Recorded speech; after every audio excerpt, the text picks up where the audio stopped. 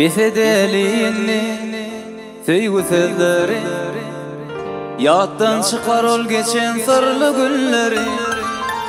Befedeliğini söygü sözleri yattan çıkar ol geçen sarılı günleri. Yürekten ayrılı bir yaraları, sen yolun başka, menimki başka. Yürekten ayrılı bir yaraları, sen yolun başka, menimki başka. Sen yolun başka, menimki başka.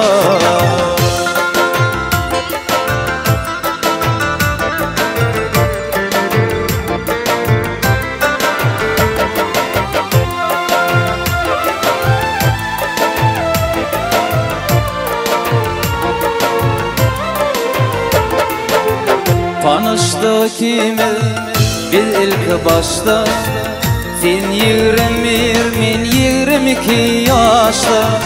Tanıştık ikimiz biz ilk başta, sen 21 men 22 yaşta. Ansadım derken durmuş dilin baktı, sen yolun başka, menimki başka. Ansadım derken durmuş dilin baktı, sen yolun başka, menimki başka. Sen yolun başka, menimki başka.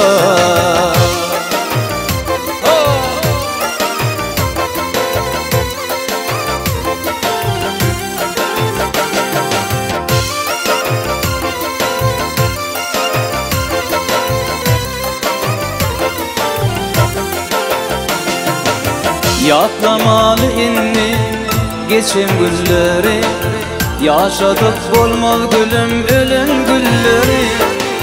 Yatlamalı inni geçen günleri, yaşadık bolmaz gülüm ölüm gülleri. Hiç kaçan ereme yürek bulları, sen yolun başka, menimki başka. Hiç kaçan ereme yürek bulları, sen yolun başka, menimki başka.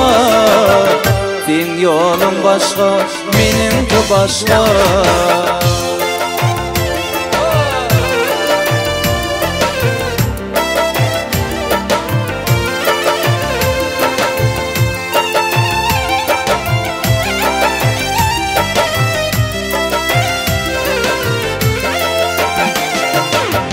Yürekten ayrılı bir yaraları, sen yolun başka, menimki başka. Hiç kaçan ereme yürek bulları, sen yolun başka, menimki başka. Sen yolun başka,